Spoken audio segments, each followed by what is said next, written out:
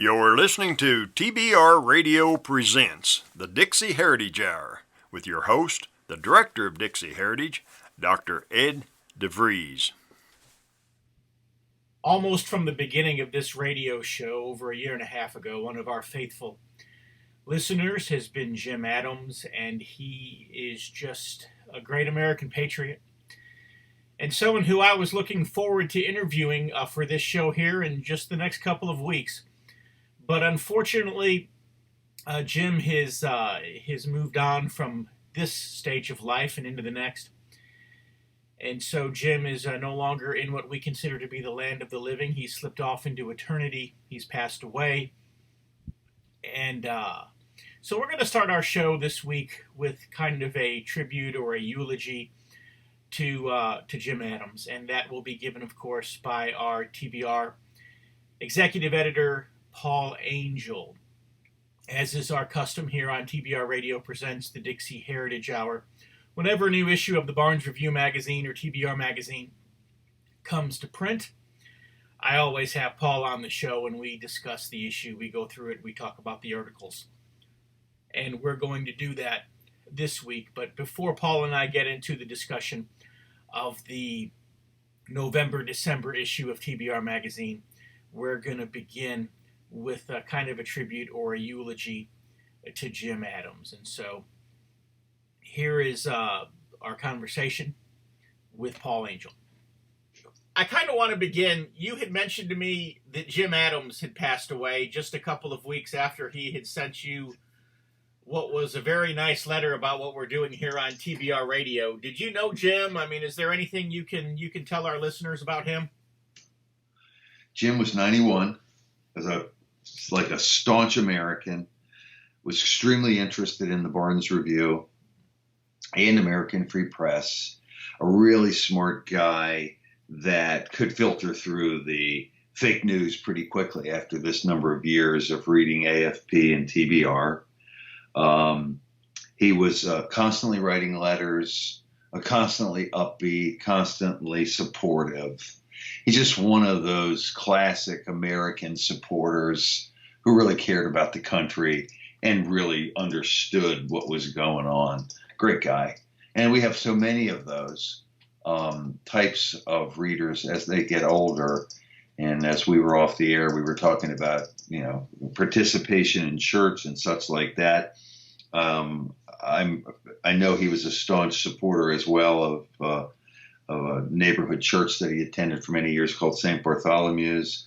And from what I understand, he left a portion of his estate to his church and to, I believe, the Purple Heart. So the veterans issue was also very important to him. So we need more people like that. It's a shame that our readership, the people who get it, who get what we're doing, are 55 and 60 and over. They've been through a few things. Like you can tell kids today that the Democrats, for instance, are basically mirroring a communist playbook. And they just don't get it. They laugh at the word communist, thinking communist is gone and socialism is, they don't understand the different forms of socialism, et cetera, et cetera.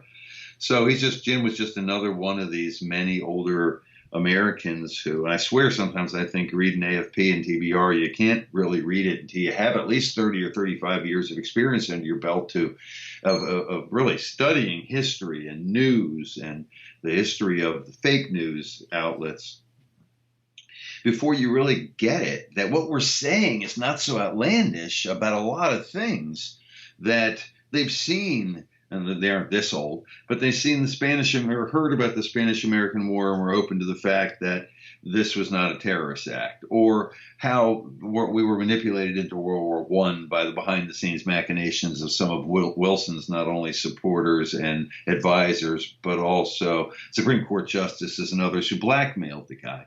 Very few people understand just how many communists were surrounding Franklin Roosevelt and what bad advice he was getting to get us into wars. So they see these things over and over again. We make the same mistakes over and over again. Like, what do you expect a kid who's 18 to 21 to know? Even the smartest ones don't really have the historical and current events savvy. And they've been through something, these older people, too. They were either in World War II or went through the Depression, and they've suffered a little bit. And kids today are out in the street. I shouldn't say that because a lot of smart, hardworking kids out there, so I don't want to give them a blanket judgment on all of them, because kids today are pretty smart, and they're pretty savvy, too, about communicating with one another via electronics and getting their news. But they just haven't had the life experience to understand that there really are conspiracies out there. The U.S. government has been involved in many, many events that were underhanded, overthrowing the Iranian regime, our involvement in Central America, in Guatemala, for instance, in which it was a revolution of some basically Mayans against some pretty oppressive regimes. And everything we get involved in, it's I don't know. It takes time to be sophisticated. I'll just wrap that up by saying American Free Press and Burns Review are kind of gray area papers in that we will tell you what's good about somebody and bad about somebody. And people say, well, do you like him or you don't? We're not. We're just saying, here are the facts. I always say Ted Kennedy. Ted Kennedy wasn't one of our favorite politicians, but when he was right, he was right. And you support him when he's right. Other people, they like it to be good and evil, black and white, very simplified, as you're going to get in the news media. And you see that working today. Well, to some extent, it's working in that when you hate Trump, they hate Trump. Trump can't do a single thing right. Trump's the most horrible person to ever come down the pike as a president. But we all know that Trump does some things right and some things wrong. But man, people really do like it simplified into almost a battle between good and evil. And this is kind of what the Democrats have turned this into. Adam Schiff is just a lying piece of garbage, in my opinion. But people are listening to these lies. And the way he characterized the questioning of one of our intelligence officials, and he paraphrased the Trump letter, the phone call, the transcript. And it was nothing like that transcript. And a lot of people I know listened to Schiff, and that's what they thought the letter said. So, when the fake news media and fake politicians get up there and they want to smear somebody, I mean, they can do a pretty good job of it. And you got to be pretty savvy to have gone through a few things, I think. Listen, there are a lot of kids out there who kind of get what's going on too, and they're getting involved. But I will say that back in the day, in the 60s, these kids were out protesting war. I thought that, I don't know how they didn't handle it too well. I think they blamed the soldiers most of all instead of really the U.S. government. But that being said, you don't see kids protesting war. You see them protesting every other imagined offense that there is. Racism, social injustice, anti-gender advancement, right? What bathroom to use, all this other stuff. Then in the end, you're almost amazed from when I was brought up, in my point of view, it's absolutely a waste of our time and just kind of setting us off the track we should be on, because I think that that's a big fraud too. I really don't think there's tons of social injustice in this country. That's things are going pretty good here in this country now, and they should take it and look at what Jim Adams did in the course of his life and his career. Just a guy that kept on working, kept on researching, kept on educating himself over and over again, and didn't really get mad or angry about that. As far as what to do, not question, he supported us. He knew that we were doing what nobody else was doing, and we need tons more people like that, Ed. Well, I was definitely saddened to hear that he had passed, because I was actually looking forward to having him on the show. Yeah, and he would have been in 91. He was pretty sharp, let me tell you.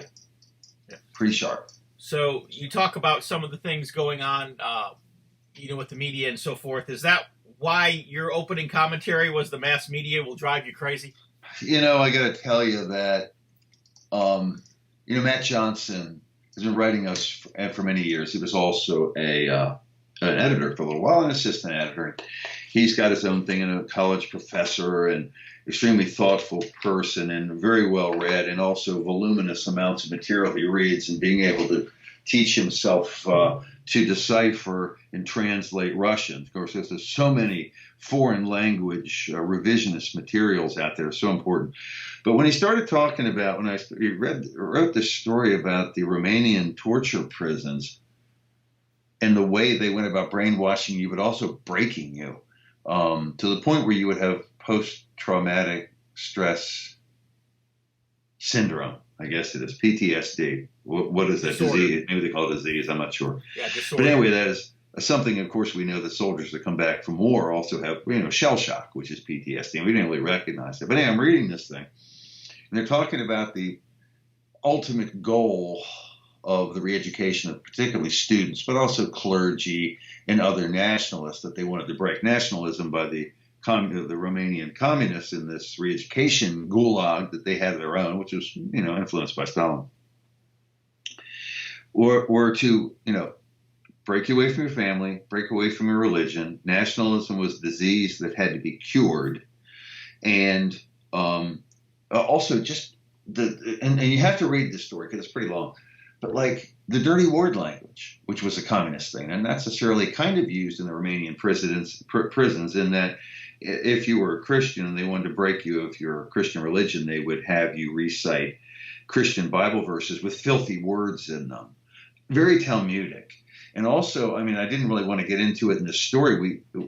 There's a point when the truth is so important, but what the Romanians were doing, making these people eat feces and drink urine, is almost like so disgusting that you have a hard time getting through an article like that. But we were pretty honest about it. But they would make these kids, like I said, eat feces, drink urine, while defaming their mother or whatever. So they're breaking away from your family, breaking away from your church, breaking away from your nation, breaking away from your community, all the things that you held dear, so that when you got out, maybe you were forced to say, and beatings and beatings and beatings over and over again, the usual psychological trauma as well, the lights on and music and dirty, filthy words and all this stuff over and over again, to the point where you might say, all right, fine, I just don't want to be tortured anymore. My mother's a prostitute. Well, after you got out, even though that's a lie, when you got out, you were so ashamed of the things you had done in there, even though no human could have ever stood it. And we know this from our own experiences as the United States in torture and how unreliable it is. But I looked at it and so what is the mainstream news media doing now? Well, they're telling us that our culture heroes are all horrible. Their statues need to come down. Your country is horrible. It's just nothing but populated by racists. Okay, well, there's your constant drumbeat against us to make us hate this nation, which is still one of the greatest nations in the history of this planet.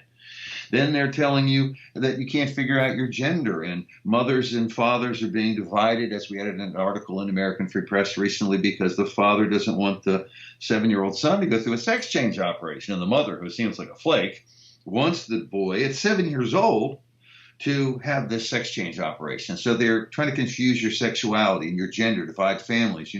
Part of any news broadcast, I wouldn't say any, but many you'll see, and is at least one story about children who have been rescued from their horrible parents who didn't want to give them an inoculation or didn't want them engaging in sexual education in school, we'll say, maybe wanted to skip that class.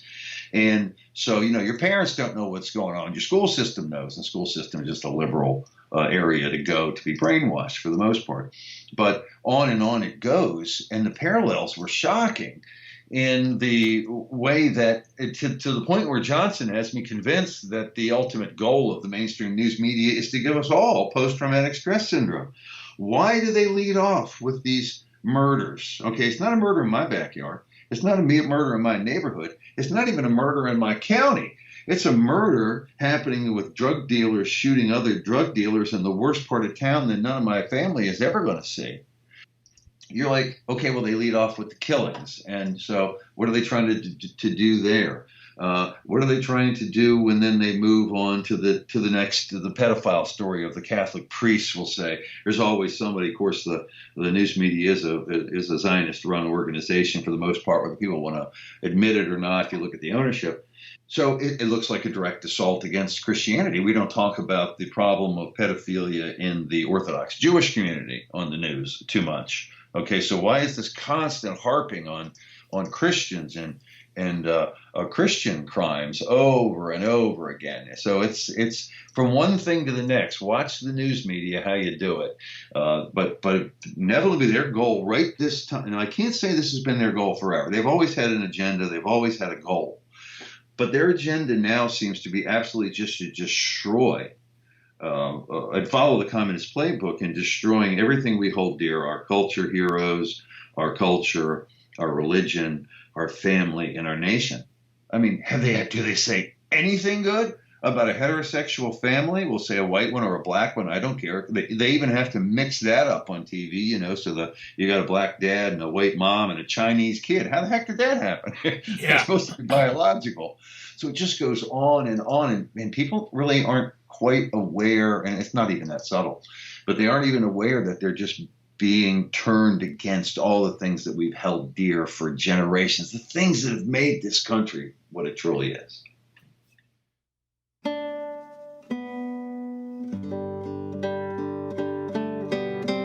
If you love listening to the Dixie Heritage Hour, then I know that you'll love reading the Barnes Review. The Barnes Review is one of my favorite magazines. I began reading the Barnes Review long before they became a sponsor here on the program. In the Barnes Review, you will read vignettes of man, from the prehistoric to the very recent, from forgotten races and civilizations to first-person accounts of World War II and the late Cold War. There's just not a more interesting magazine published today, nor a more significant and important subject than real history. So if you'll visit www.barnesreview.org, that's www.barnesreview.org, you can find out how you too can become a subscriber to the Barnes Review. You can subscribe to receive the Barnes Review by mail, or you can subscribe to receive the Barnes Review electronically in PDF editions. Or you can subscribe to receive both. That's what I do. So visit www.barnesreview.org and subscribe to the Barnes Review.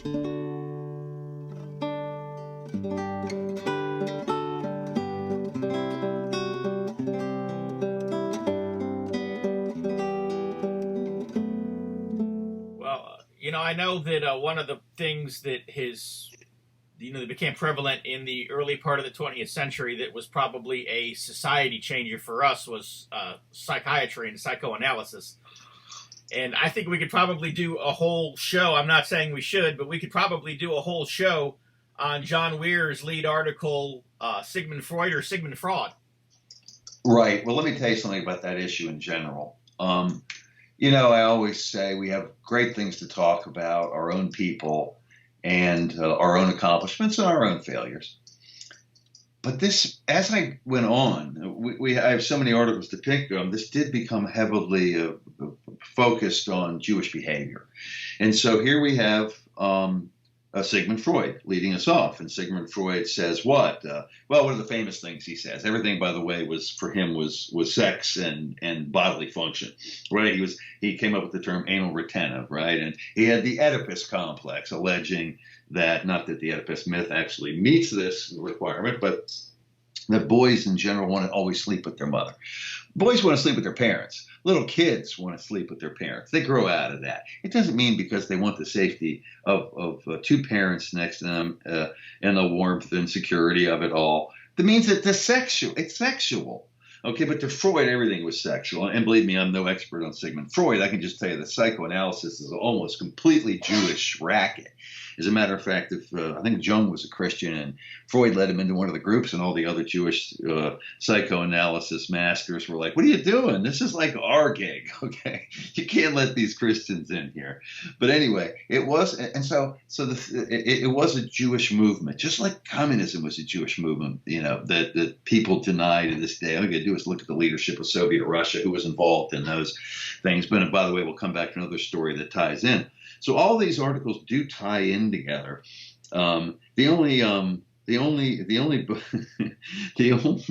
thing we believe on Freud is, or I would say the only thing, but is that he was projecting his own foibles, his own neuroses onto his patients. And then we find out from our second story, and also we've known for some time, that there is as far as we understand, until somebody proves me wrong, a serious pedophilia problem in the Orthodox Jewish community.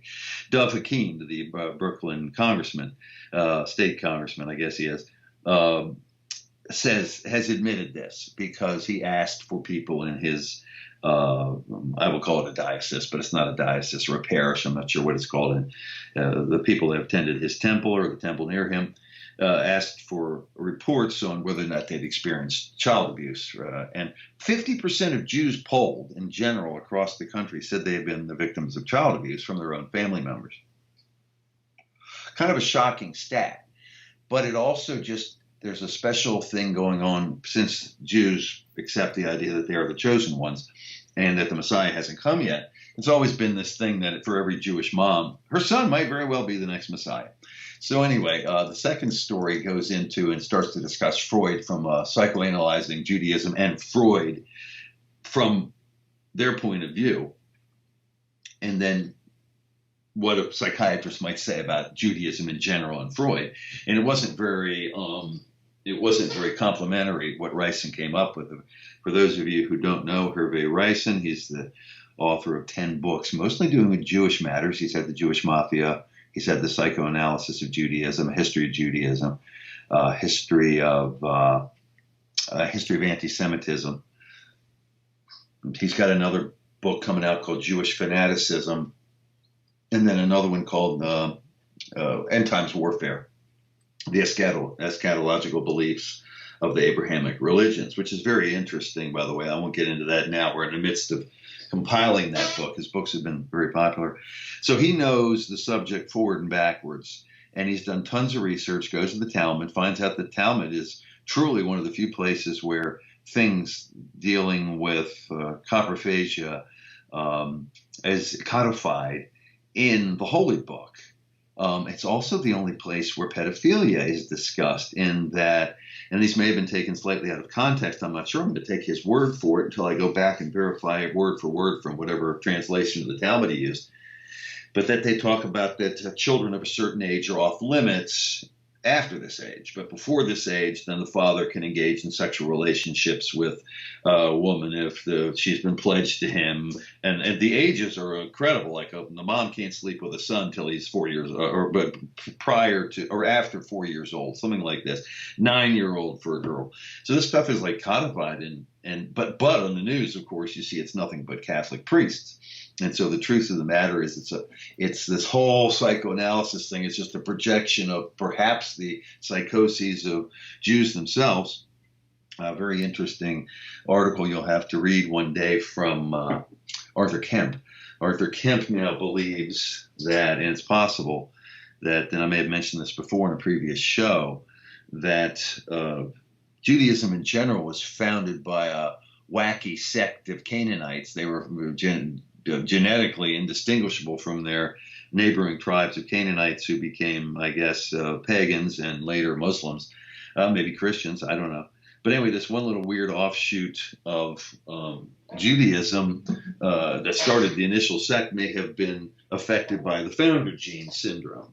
And that means that there's something wrong in a very small, genetically protected community that continues to breed within itself, then those strange, either psychological or physical manifestations show up generation after generation.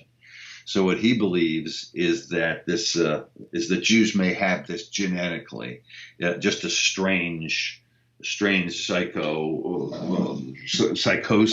as far as what was inherited from their original founders.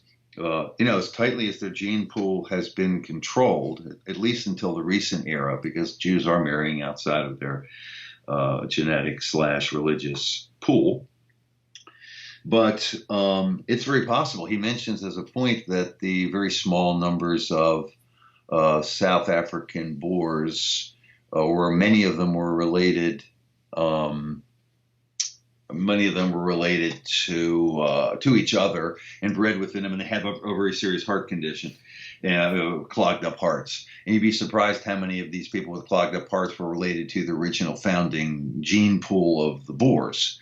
So anyway, that being said, if you go, that story is an eye-opening shocker. That's all I can say, because he does start to talk about the number of rabbis and others who have been nailed for pedophilia. So it's a very interesting article, and it's just part of the deflection too that comes up. Psychoanalysis in general may just be a massive deflection racket, but it's also shown and demonstrated in the mainstream media and their refusal to talk about this for fear that they're going to be labeled an anti-Semite. Luckily, Harvey Reisen doesn't care. He served time in prison for talking about these things. And he continues on with very well documented, footnoted books with extensive bibliographies talking about Judaic problems that affect us all, but that are absolutely taboo in the mainstream news media. So those first two stories go together very well, and they both discuss Freud, his own psychoses, the projection of these psychoses among the Christian community, and the idea that psychoanalysis in general is just a massive racket that may only apply to the Jewish community, and very rarely does it apply to other communities. I don't think you're going to find. I don't know what the pedophilia rate is for the Muslim community, or even the Black community, or the Chinese community. We just know that with what Reisen says, it's a serious problem in the Orthodox Jewish community. So those two stories back to back are really quite interesting as far as analyzing Judaism itself, but also exposing kind of the racket that psychoanalysis is. Hey man, if any of your listeners and our listeners have ever gone through psychoanalysis and felt that it seriously helped them, they should let us know and then weigh in on that and send you or me a email saying that they disagree, because we always want to hear from people, and this would be a very interesting point. I've never considered, and I don't know whether I need it or not, I probably do, working for the Barnes Review and the alternative media this number of years has been very stressful. But I always kind of felt like when I listened to, when you watch it on television, you get the idea that it's just kind of going to be like, and so what do you feel about this? And how do you feel about that? And I don't really know much about psychoanalysis. I just know that Freud, and also Freud was a massive cokehead. Freud was probably one of the bigger medical frauds of our generation and previous. Well, he wasn't actually a doctor. He called himself a doctor, but he never went to medical school, never graduated from college. He just, I guess, did an internship or worked in a doctor's office for a few years, and then boom, he's practicing medicine. Okay, well, there you go. So he certainly wasn't ready for this. But whatever it was, it worked for them, because it's a great way to sit there and build patience if you're not helping them. And then they go on. It seems like people that go to psychoanalysis, and I don't want to denigrate those who have found some relief or help from it, but it seems like you go for years and years and years and years. And so many times what they end up telling you is, you get the suppressed memory stuff, and that your father was this, and your mother was this, and whatever it may be. And you're like, how do they come up with this stuff? Like, the parents are like, what? When kids go through psychoanalysis, they're like, what do you mean it's my fault? I didn't do anything to you. Well, the doctor said it's all your fault. So I have no clue, but I have a feeling that looking at Freud the fraud, that the whole thing is just a big money-making racket. Extra, read all about it. If you're like me, and I'll bet you are because you're listening to the Dixie Heritage Hour, you like to be on the cutting edge of honest news and accurate information. You like to hear about the latest financial trends and to know what's happening around the world and right here in the United States, the things that can directly impact you, your life, and the life of your family. And if you're like me, you do not rely on the mainstream media to obtain this information because, frankly, you know that you just can't trust them. Fortunately, there is an alternative news outlet with a long-established track record for honesty and integrity, and that is the American Free Press. AFP is the preeminent alternative, independent news source for honest, hard-working, truth-loving Americans. AFP is the antithesis of the controlled, lamestream media. AFP is employee-owned and has been so since its founding. Because of that, AFP never has and never will allow advertisers or special interests or big money to dictate what appears in the pages of the American Free Press newspaper. 26 times a year, the American Free Press newspaper can be delivered to your door, packed with the kind of uncensored news that I know you're going to appreciate. AFP covers the stories and tells the truth that the lamestream media is frankly scared to touch. And AFP offers real, on-the-scene reporting and commentary, the likes of which you will never see in the Washington Post, the New York Times, ABC, NBC, CBS, CNN, or just about any other lamestream news source that you can think of. That's right, there's only one national populist news weekly staffed by an unsurpassed team of veteran investigative journalists who will dare to rip the veil off of many of the major news stories that are being censored and suppressed by the big money controlled media monopoly. And that's the American Free Press. AFP publishes exciting, in-depth, uncensored news and information that's grassroots and patriotic, information that Americans need to know in order to combat the growing police state. AFP stands firmly against the New World Order and against those who are working to establish a global plantation under the rule of a powerful few. In short, AFP is your voice. If you have any doubt why they want to silence AFP, you must be relying on the lamestream media for your news, and folks, that's a big mistake. If you're ever dissatisfied with your subscription to the American Free Press, their guarantee is that you just drop them an email and they will gladly refund the unused portion of your subscription. So what are you waiting for? Visit www.americanfreepress.net. Once again, www.americanfreepress.net. And find out about the American Free Press. Do it today. Extra, extra, read all about it. Well, Israel Shamir, I see here that he had written for Willis Carto several years ago. So was his article on the ethnic cleansing of Christians halted by Persians, was that a new article that he's just written, or was that something you've been sitting on for a number of years? We've had that story. It came to my attention as something that might work for this particular issue. This is all kind of a Judaic issue in the fact that we're all kind of pissed off about hearing how horrible we are, right? We hear about the Holocaust, the only Holocaust, the Holocaust of the Jews in World War II. You never hear about, as I always say, the Assyrian Holocaust, the Greek Holocaust, the Armenian Holocaust. You hear about that a little bit. Whatever Holocaust you got, Cambodian Holocaust, Russian Revolution Holocaust, Chinese Holocaust. It goes on and on and on, the British Holocaust. But anyway, so here's just a little one about the bloodthirstiness of those who the Jews in the Holy Land at the time. I guess they're Jews. I mean, are the Israelites or the Hebrews? Were Jews around then? I'm not even sure. But anyway, the point was that they were Jews. And when the Persians came into the Holy Land and beat up on the Byzantines, right? They went on a massive killing spree. And the Persians, Cyrus the Great was the first one who emancipated Jews in Persia, right? He was going to send them back. He was actually very good for them. He's one of the few well-respected non-Jews praised for his treatment. So anyway, I don't know, it wasn't the same time. But anyway, the Persians have always been relatively even-handed, even if you look today, right? Christians and Jews are allowed to practice in Iran without, I think they pay a tax, but they're not like hunted down and slaughtered. But anyway, once it looked like the Persians had taken over, and of course the Jews of the Holy Land also teamed up with the Babylonian Jews. And I think the Persians were occupying Babylonia at the time. But anyway, they get over here, and all of a sudden they win, and there's nobody to protect the Christians, and they go on a slaughtering spree. I think they estimated that somewhere around 60,000 Christians were killed within a very short period of time. One of them major slaughters happening at the Mamilla Pool. The Mamilla Pool was either an older reservoir or one built by Pontius Pilate. There is some debate over that.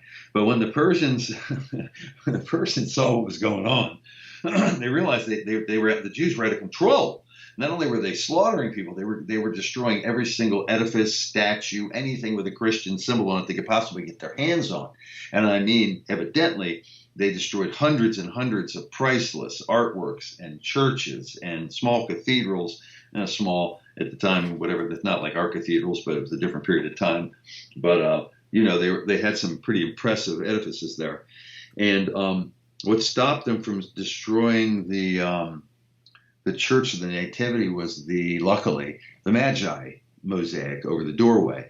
The Magi had been portrayed in their Phrygian caps and looked very Iranian, we'll say, or Persian, not Iranian, Persian.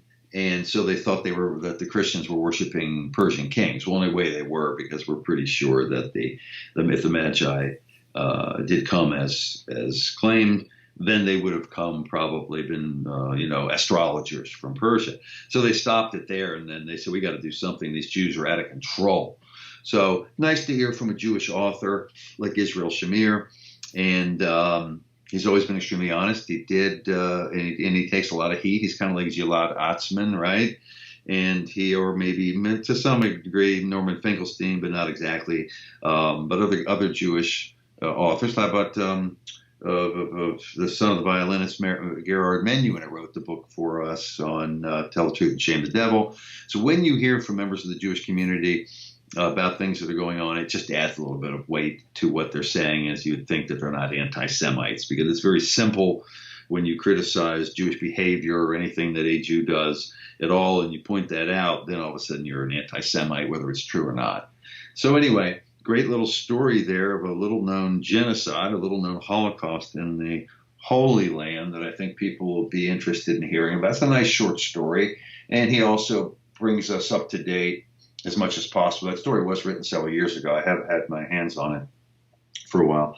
But it also brings you up to date on the treatment of the Palestinian non-Jews, the Christians and the Muslims in the Holy Land, and the comparisons and contrasts of true genocides and Holocausts, et cetera, et cetera.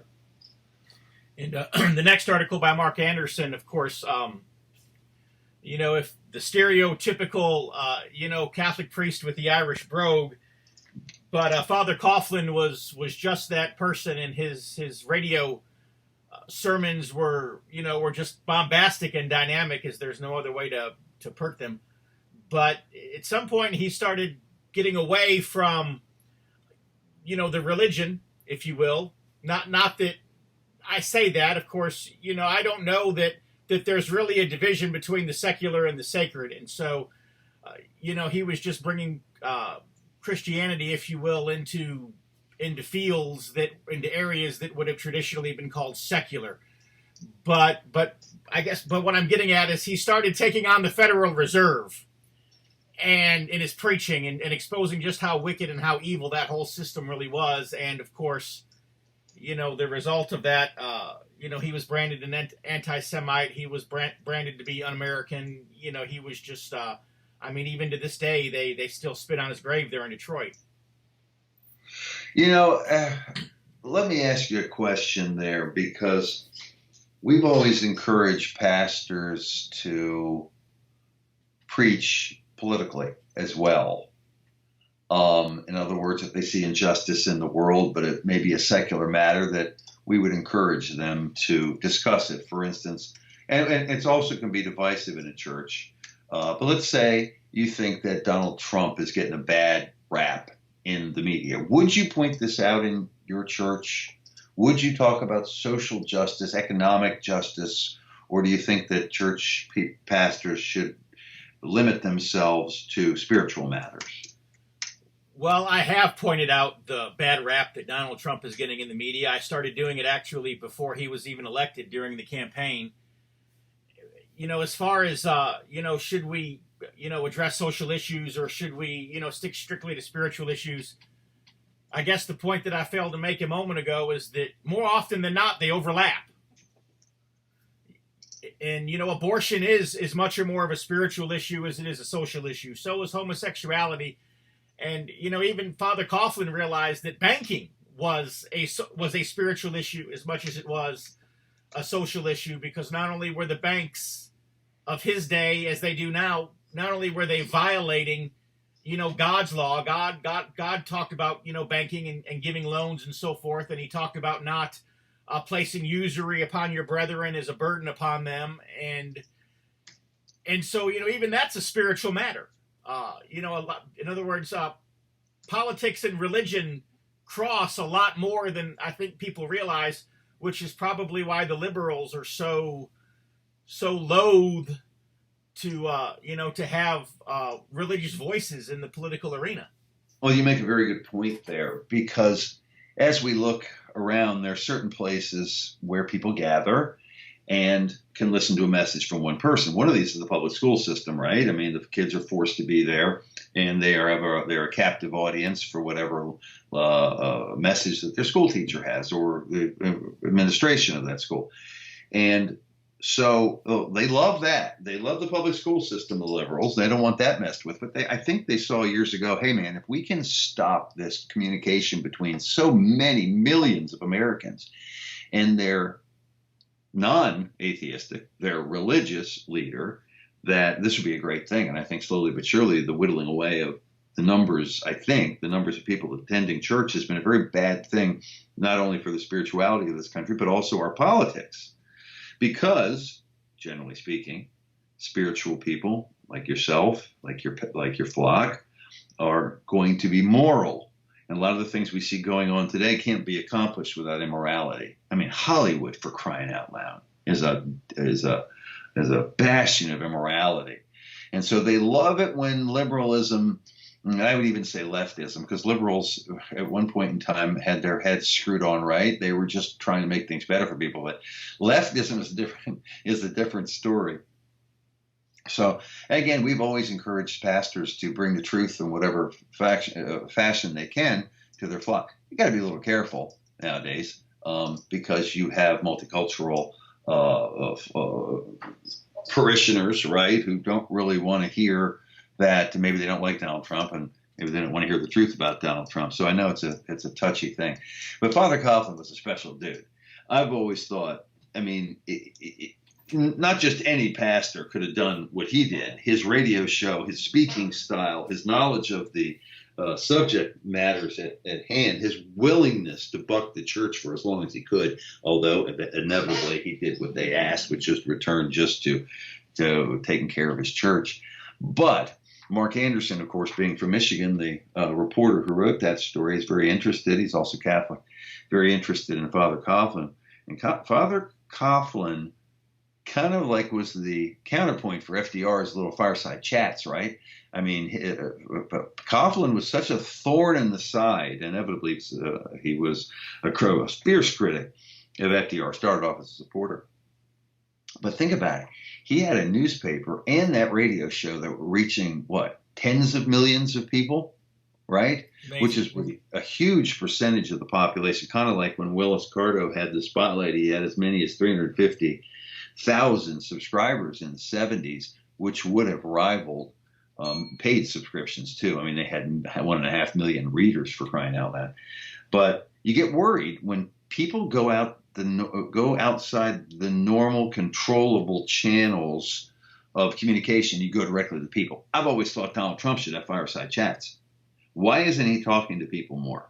That's the whole reason why they criticize him for his Twitter account, because he can just bypass the media and just talk directly to the people. I guess you'd call what he's putting on Twitter talking. Unfortunately, I think that he needs to have a little bit of a longer forum. And by the way, you have to read Twitter, so you have to actually read what people are saying. So I don't know how many percent of the population likes to read anymore, but I've always felt that if he could do a podcast or a actually radio program and bypass the mainstream media, it would be a great thing. But that being said, Coughlin was a great guy. I mean, this was a nonstop, energetic man who dedicated himself not only to the cloth, but to his parish and Catholics and Christians in general all across this country, talking about things. I guarantee, you know this, right? The thing that got Mark so mad was that when you go to the church of the Little Flower up there, or the church that he was directly responsible for getting going and raising money for and being on the site of it and kind of planning it and providing leadership for it, they don't even like to mention he was involved. And why? Because he was an anti-Semite. This is the story. Even though what he pointed out may have been true, it doesn't matter. That's how you brain people. That's how you ruin people. Even someone as really a wonderful man as Father Coughlin is just, they want to relegate him to the dust heap or the trash heap of history because of his message. So it's classic right now. Let me take a step back. I was going to say right now, I'll tell you what would happen to him now. But back then, what did FDR do? He didn't want anybody reading that paper.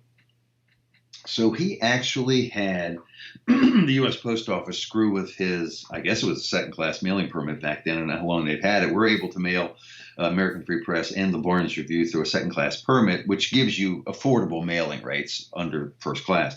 Without that second-class permit, you're hard-pressed to be able to come up with the money to mail your publications, because subscription costs don't even cover that. That being said, I always get worried when you start talking about second-class permits, because I saw what they did. I didn't know he had done this to Coughlin, and it effectively silenced Social Justice, which was Coughlin's influential paper. And the thing about Coughlin's religious message as well as her publication was it was for everybody. I mean, you didn't really have to be a Christian to read that paper. It might be helpful. But he had a wide-ranging people who were supportive of his efforts in all communities. So, we need more guys like that. That's why I'd asked the question about whether or not you believe in preaching politically. I think pastors should. At any rate, great story there. Mark went up there to visit the church and was just a little irritated that they downplayed Coughlin so much, and basically it's there, that they regret some of the statements that he made. And if you look at what he said, he was dead on about what he said. And occasionally he would use biblical terminology or other terminology that would be considered anti-Semitic today. For instance, Shylock, is a crooked lawyer, right?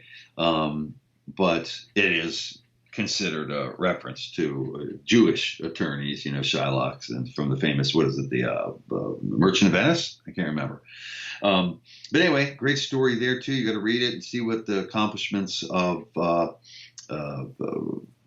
Coughlin were, how he did things, how charismatic he was, and then just, again, how today's political correctness has taken this great American, this great populist American who talked about making life better for all people, and how he has been silenced. You don't see any movies coming up about Father Coughlin, but man, would it make a great movie if it was done right. Not by Hollywood, of course. The North Carolina Heritage Political Action Committee was organized by concerned citizens of North Carolina in 2015 in response to the increased attacks on North Carolina's history and heritage. The North Carolina Heritage PAC supports state and local candidates for public office who pledge and show their support for the protection of Confederate memorials and the preservation of all of North Carolina's history. We all know that Confederate memorials and symbols are the easy targets, and that the end game of our leftist enemies is to erase and rewrite all of history, from the colonies to the War on Terror. If we fight them for our state's rich Confederate history and heritage, we may be able to stop them from their mission of total destruction. Join the North Carolina Heritage PAC now by visiting ncheritagepac.org. Once again, that is www.ncheritagepac.org. And help us on the front lines of North Carolina politics. The mission statement of North Carolina Heritage PAC is that the North Carolina Heritage PAC was created with the purpose of supporting diverse efforts to defend and preserve the heritage, traditions, monuments, cemeteries, flags, emblems, and other legacies of North Carolina history against those efforts to remove, deface, legislate against, alter, and otherwise corrupt or pervert their meaning, history, presentation, and standing in our state. Once again, www.ncheritagepac.org. You talk about movies, that's the next article, Satan in Hollywood, Anti-Christian Propaganda in Film by Hervé Ryson. Again, Hervé did this nice little booklet. Could have had an entire book on it, I'm sure. And he discusses the blatant anti-Christian propaganda coming out of Hollywood at all turns. Once again, it's almost a mirror of our news media, our PTSD news media, right? Religion is a fraud. Catholic priests and other clergymen are pedophiles. But and he lists a great number of movies and the scenes within that are blatantly anti-Christian, but like things that I didn't even really think about. Interrupting a religious service, for instance, is a big no-no, right? You just don't bust into the church and tell everybody to stop what they're doing and listen to you. All right. And so I'm watching this movie, Shrek. Everybody knows that one. It's about the big green ogre. It's a kid's movie, but also with adult humor and stuff. And for instance, they're getting married and a dragon smashes in through, with Shrek on top of the ogre, smashes in through the large rose window in the church, interrupts the church service. Well, after I started looking at the number of movies and watching carefully, you'd be surprised how many times church services are interrupted by things like this. And it's kind of sacrilegious. But little things like that are what you see or what you might have missed in some of the movies. Just, by the way, it's only like a, 48 to 64 page booklet. It's unillustrated, but it's power-packed in his condemnation of the producers and the funders of Hollywood, which we know, I mean, deny it if you like, but a great proportion of the movie houses and movie producers, movie writers, script writers, and all this stuff are Jewish. And they do things from a Jewish point of view.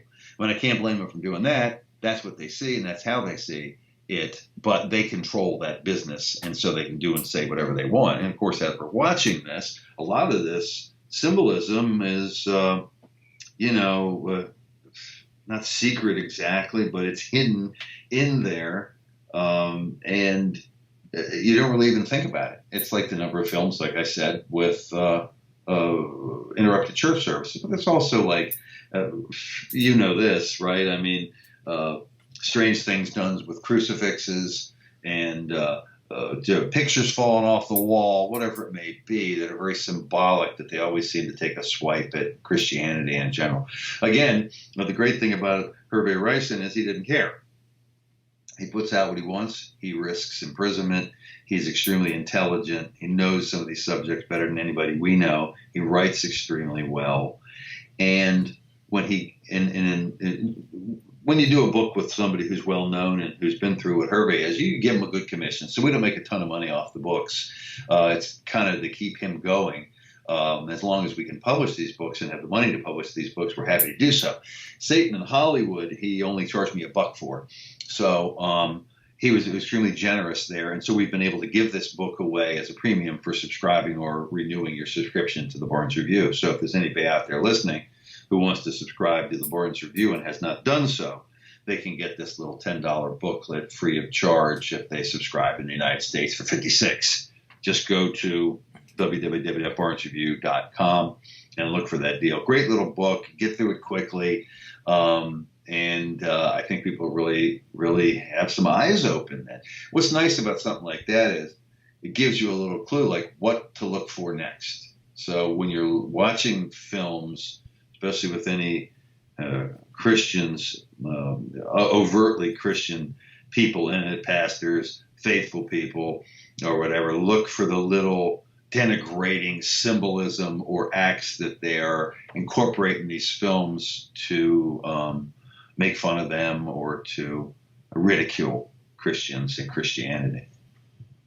And that's a good point. And, it's becoming, it used to be subtle, but here in the last decade or so, it's become blatant. And we are now just about out of time for this week's TBR Radio Presents the Dixie Heritage Hour.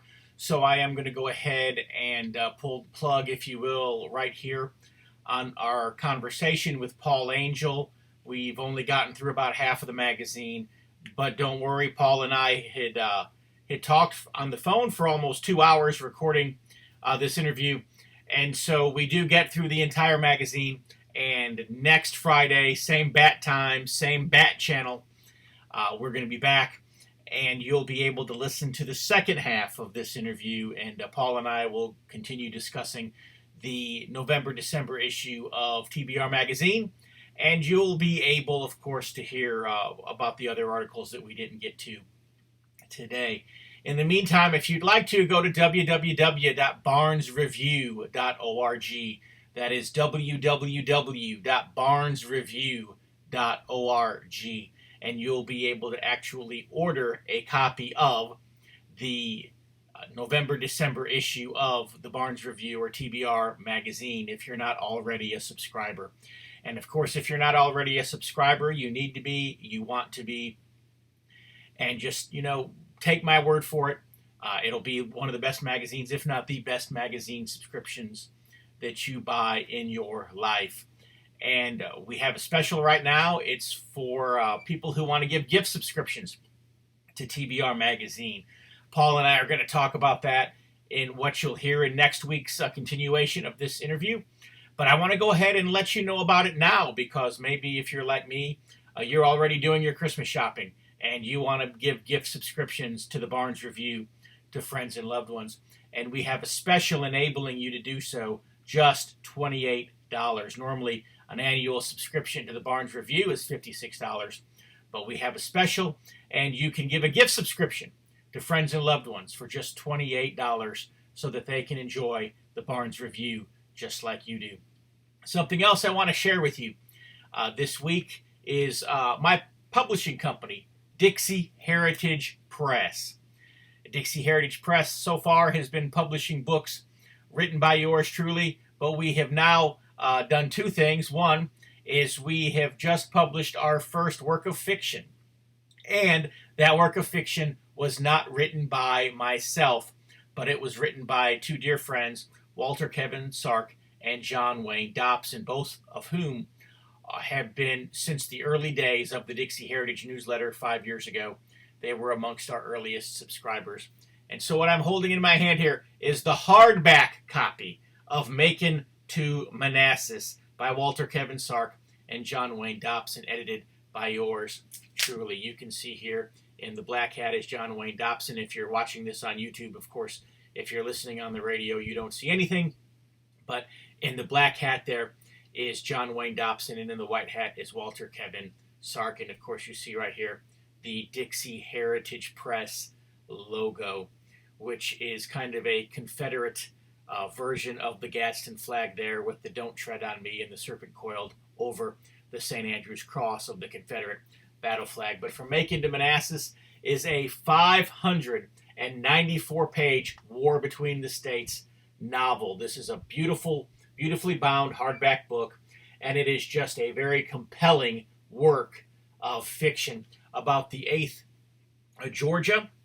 Here you see here a novel based on the service of the 8th Georgia Volunteers, CSA Army, during the war between the states. And so this hardback book, I admitted it's a little pricey. They're on Amazon.com.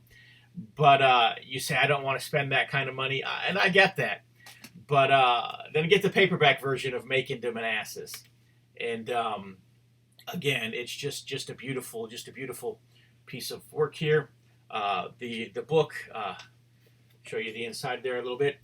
The book is illustrated, and so we put a lot of work and a lot of effort into this. Not only did Walter and John do a lot of work in their writing, but myself editing, typesetting, illustrating, and so forth. A lot of work has gone into Macon to Manassas. So type in Macon to Manassas. That's Macon, Georgia, Manassas, Virginia. Type in Macon to Manassas at Amazon.com. And this great book will come up. It'll come up in paperback. It'll come up in hardback. It will also come up as a Kindle book. If you're on a budget, the Kindle book, I believe, is just $2.99.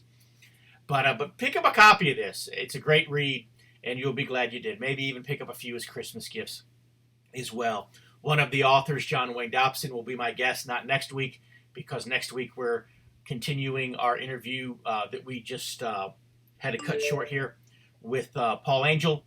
But on the 15th of November, our guest on this show will be John Wayne Dobson, and we will be talking about Macon to Manassas. Anyways, I hope that you'll go to my website, www.dixiheritage.net, www.dixiheritage.net, and when you're there, sign up to subscribe to my weekly newsletter, the DIXIE Heritage Letter, soon to be going into its 6th year of weekly publication. No cost, no obligation. I want to send you these newsletters every week because I want to keep you informed as to what's going on across the South, across the country, and around the world. Also, when you sign up for the free newsletter, I will send you free of charge, no cost, no obligation, a copy of my best-selling book, The Truth About the Confederate Battle Flag. So visit www.dixieheritage.net. Check that out. Visit www.barnesreview.org. Check that out as well. And so from all of us here at TBR Radio Presents the Dixie Heritage Hour, until next week, God bless.